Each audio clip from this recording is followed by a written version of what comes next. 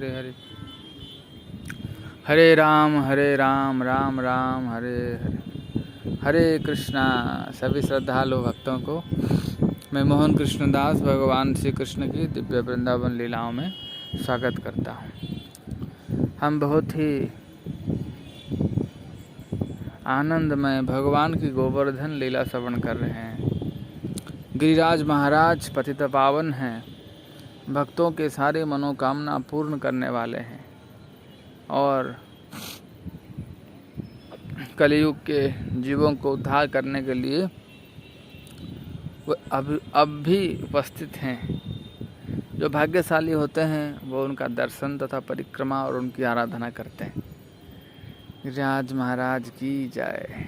तो गिरिराज महाराज की सेवा करने का जो नियम है, जो विधि है, उसको स्वयं भगवान ने प्रतिष्ठा की है। तो हम लोग कल श्रवण कर रहे थे, ब्रज में बहुत जोर शोर से इंद्रदेव की पूजा करने के लिए एक यज्ञ का आयोजन हो रहा है और भगवान कृष्ण इस सब को देख रहे हैं। और देखने के बाद वो सब कुछ जानने के बाद भी वो अपने पितानंद बाबा जिस जगह कहते हैं, पिताश्री जरा मुझे बताइए, आप ये सब किसके लिए कर रहे हैं, इसका उद्देश्य क्या है, ये शास्त्र में वर्णित कोई विधि है या सिर्फ एक सामाजिक प्रथा है? तो मुझे कृपा करके सब विस्तार पूर्वक बताइए।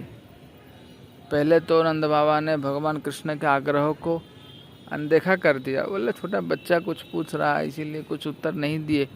तो भगवान थोड़ा गंभीर हो गए, बोले कि देखिए पिताजी, अपनों से कुछ छुपाते नहीं हैं।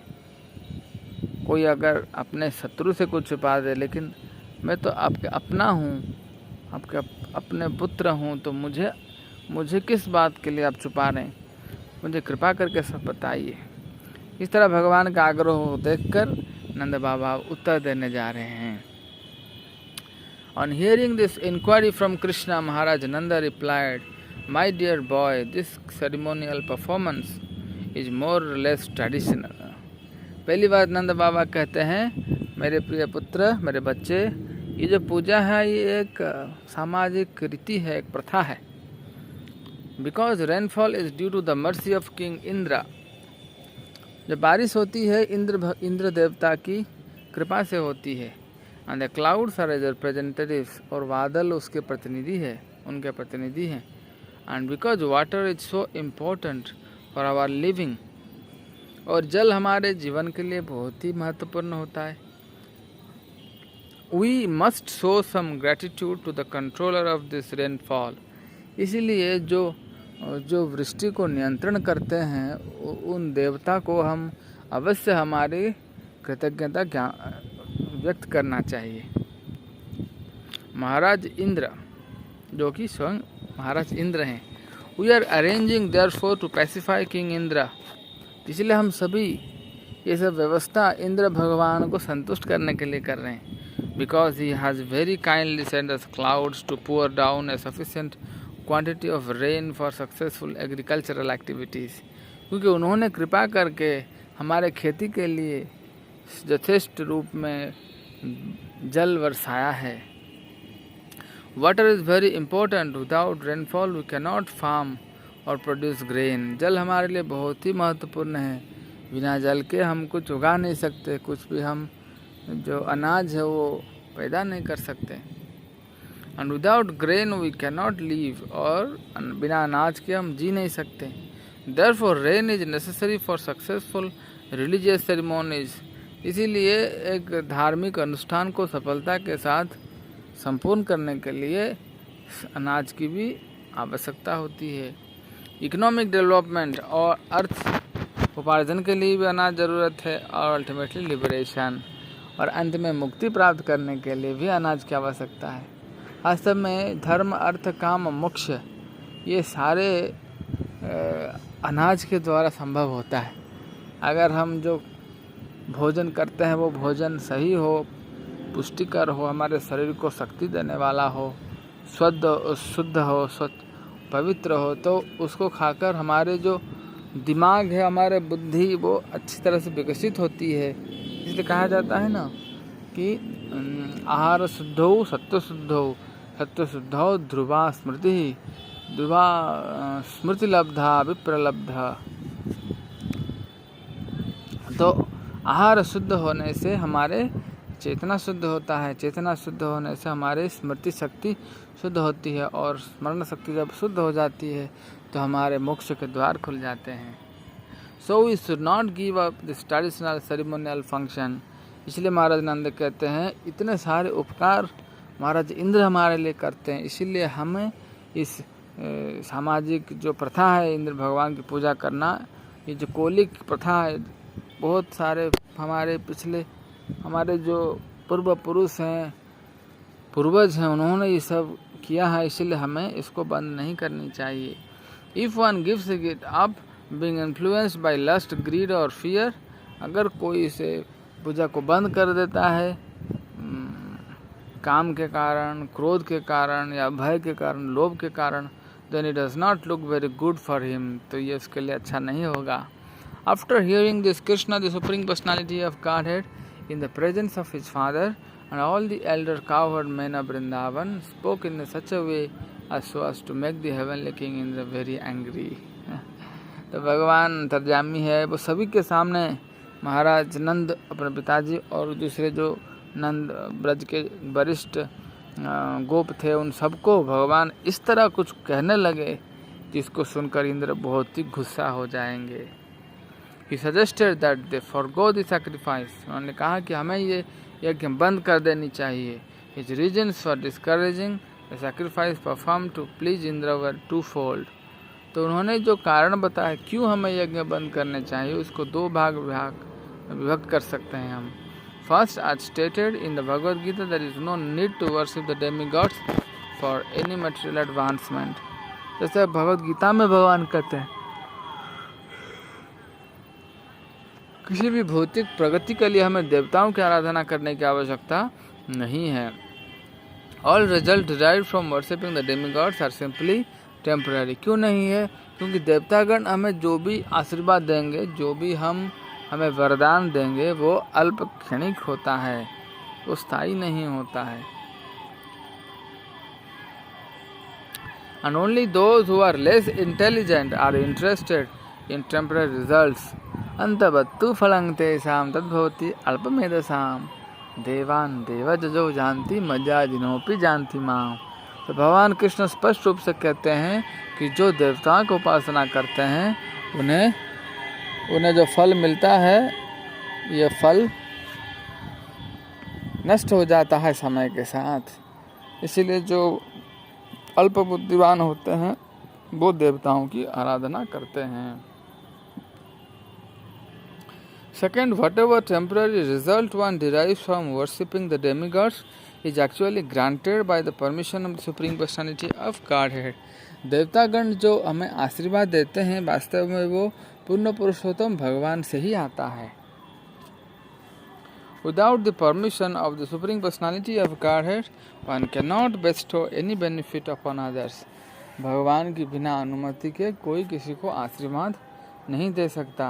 But sometimes the demigods become puffed up by the influence of material nature. लेकिन कभी कभी जो देवता होते हैं वो भगवान के माया के द्वारा प्रभावित होकर अहंकारी हो जाते हैं।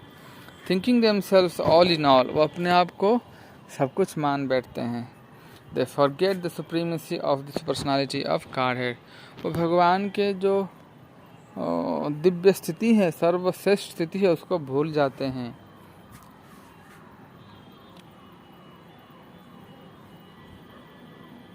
In Srimad Bhagavatam, it is clearly stated that in this instance, Krishna wanted to make Indra angry. तो भागवतम में स्पष्ट रूप से कहा गया है कि यहाँ पर भगवान इंद्र को जानबूझकर क्रोधित करना चाहते थे। Krishna's advent was especially meant for the annihilation of the demons and protection of the devotees. भगवान संसार में इसलिए अवतीर्ण हुए हैं कि वो असुरों को वध करें और भक्तों की सुरक्षा करें। But because he was puffed up, Krishna wanted to teach him a lesson. So King Indra was certainly a devotee. Indra स्वाभाविक है, वो एक भक्त हैं, भगवान के सेवक हैं, देवता हैं, नॉट ए डीमन, वो असुर कभी नहीं हो सकते, but because he was puffed up, लेकिन वो अहंकार से उन्मत्त हो गए थे। Krishna wanted to teach him a lesson, और भगवान कृष्ण उन्हें एक शिक्षा देना चाहते थे। He first made Indra angry by stopping the Indra puja which had been arranged by the coward men in Vrindavan. इसीलिए उनका पहला जो अस्त्र था वो ये था कि इंद्र की पूजा को बंद कर दिया जाए, जो ब्रजवासी हर साल करते थे। With the purpose in mind, Krishna began to talk as if he were an atheist supporting the philosophy of कर्म मीमांसा। ये बात अपने मन में रखकर भगवान एक नास्तिक की तरफ बोलने लगे, जिसे कर्म मीमांसावाद कहते हैं। कर्म मीमांसा का अर्थ होता है कि कर्म सर्वश्रेष्ठ, किसी को पूजा करने की आवश्यकता नहीं है। Advocates of this philosophy do not accept the supreme authority of the personality of Godhead। जो इस कर्म मीमांसा को स्वीकार करते हैं वो भगवान के अस्तित्व को नहीं स्वीकारते हैं। Do not accept supremacy. They put forward the argument that if anyone works nicely, the result is sure to come। वो कहते हैं अगर हम अच्छे कर्म करें तो फल अवश्य मिलता है। Their opinion is that even if there is a God who gives man the result of his fruitive activities, वो कहते हैं अगर भगवान कोई है भी जो उन्हें मनुष्य को अपने कर्मों का फल देते हैं, there is no need to worship him। उन्हें पूरा पूजा करने की कोई आवश्यकता नहीं है, क्योंकि because unless man works he cannot bestow any good result। तो जब तक मनुष्य कर्म नहीं करता तो भगवान चाहकर भी उसे कुछ अच्छा फल नहीं दे सकते। They say that instead of worshipping a demigod or god, people should give attention to their own duties। तो वो कहते हैं भगवान को पूजा करना या देवताओं की पूजा करने के जगह पर मनुष्यों को अपने कर्मों के ऊपर ज़्यादा ध्यान देनी चाहिए। And thus the good result will surely come। अच्छे फल अवश्य मिलेंगे। Lord Krishna began to speak to his father according to these principles of the karma मीमांसा philosophy। भगवान कृष्ण अपने पिताजी को इस कर्म मीमांसा सिद्धांत के बारे में बोलने लगे। My dear father, he said, I do not think you need to worship any demigod for the successful performance of your agricultural activities। हे मेरे प्रिय पिताजी, मुझे ये नहीं पर लगता कि आपको अपने जो कृषि आदि कर्म आप करते हैं उसके लिए आपको किसी देवता को पूजा करने की आवश्यकता है। Every living being is born according to his past karma and lives his life simply taking the result of his present karma। तो सारे जीव अपने पूर्व कर्मों के फल के अनुसार जन्म लेते हैं और अब जो वो कर्म करते हैं उसके हिसाब से वो जीते हैं। Everyone is born in different types or species of life according to his past activities। सब अपने पूर्व कर्म के अनुसार उन्हें फल मिलता है। And he gets his next birth according to activities of this life। और इस जन्म में वो जो कर्म कर रहे हैं उसके हिसाब से उन्हें अगले जन्म में उसका फल भुगतना पड़ेगा। Different grades of material happiness and distress, comforts and disadvantages of life are different results of different kinds of activities from either the past or present life। तो जो भी हमें अलग सुख या दुख मिलता है इस जीवन में वो हमारे पिछले जन्मों के कर्म और इस जन्म के कर्मों के फल होते हैं। तो ये सिद्धांत भगवान श्री कृष्ण कहने लगे। भगवान श्री कृष्ण की इस सुंदर कथा और गोवर्धन महाराज की कृपा को स्मरण करते हुए चलिए आज हम विश्राम लेते हैं। कल मिलेंगे इसी समय। कल राधाष्टमी है, राधा रानी की जन्मोत्सव है। राधाष्टमी महामहोत्सव की जय। बरसाने वाली श्रीमती राधा रानी की जय। आप सभी को राधा रानी आशीर्वाद करें। राधा रानी की कृपा प्राप्त करके हमें भगवान की चरण प्राप्त हो। आप सभी को यही मैं प्रार्थना करता हूँ। धन्यवाद। हरे कृष्ण।